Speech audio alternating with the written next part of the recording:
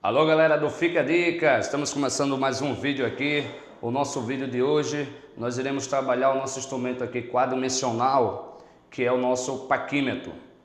Então a intenção dessa aula agora inicial é ver de forma prática e rápida a utilização, e as partes principais do paquímetro, certo? Então esse paquímetro aqui é o paquímetro mais utilizado a nível de mecânica, a nível de indústria. É um paquímetro simples.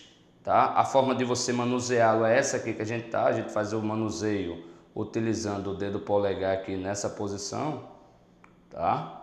E quais são as partes principais de um paquímetro como esse?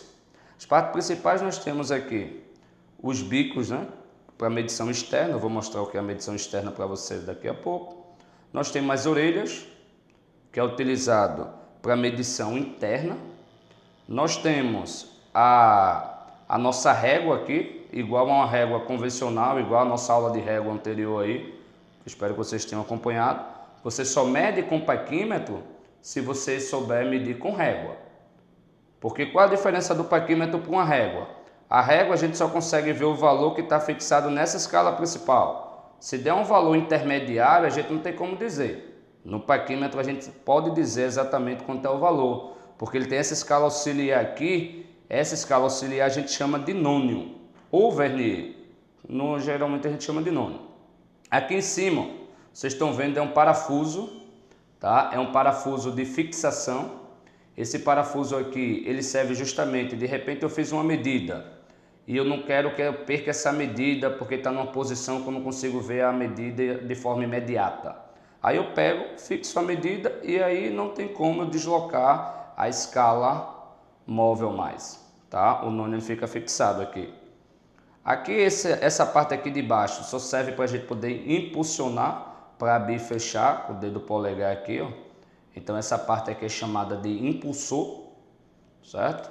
O paquímetro aqui na parte inferior, ele tem uma haste, que a gente chama de haste de profundidade, certo? E como é que eu posso utilizá-lo para fazer medição? Tá? Não vou ensinar a medir nessa aula, essa aula é uma aula rápida. Então como é que eu faço? Eu quero medir externo. Eu pego a peça aqui que eu quero medir, tá? E vou posicionar o paquímetro dessa forma.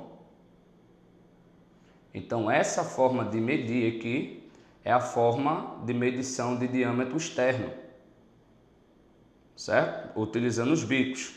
Ah, mas se eu quisesse medir esse furo daqui, o diâmetro do furo, então a gente agora iria medir utilizando as orelhas do paquímetro, tá?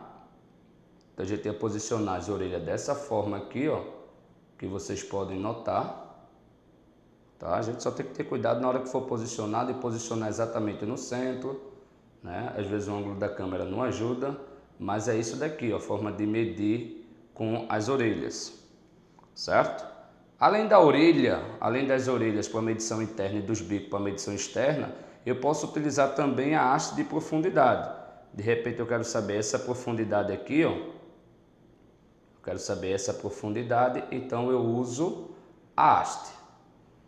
Apesar que a haste de profundidade ela é utilizada mais para quando a gente quer saber o diâmetro de um furo, o comprimento de um furo, né? Então a gente coloca a haste até o final do furo e mede essa dimensão. Aqui a gente poderia fazer a medição por ressalto, que a gente vai encostar essa face aqui nessa face da peça e a outra face de trás, ó, essa face aqui de trás ela vai encostar, aproximar bem para vocês verem, porque muita gente não sabe fazer essa medição com ressalto. Tá? Então o que é que acontece? Quando a gente vai encostando aqui, ó, a face de trás ela topa com a superfície. Então esse tipo de medição aqui é medição de ressalto. Eu vou medir essa distância dessa borda aqui da peça para o início, ó, como ficaria olhando nessa posição. Tá vendo? É a medição de ressalto, é essa face com essa. Que curiosamente é isso a mágica do paquímetro, que a distância aqui entre as faces da orelha é igual a essa distância daqui da face do bico, que é igual a essa distância dessa face com essa, que é a medição de ressalto, que é igual ao comprimento da haste. Então esses são as 4 formas de medir com o paquímetro, por isso o mesmo é denominado paquímetro quadridimensional. Valeu, pessoal, pela atenção aí. Fica a dica para vocês. Acompanhe o nosso próximo vídeo, que a gente vai ensinar como fazer leitura de forma simples e rápida do paquímetro. Não esquece lá, gostou? Curte lá o vídeo. Também, se não gostou, não esquece de deixar o comentário para a gente poder melhorar. Ok? Valeu, pessoal. Até a próxima aula.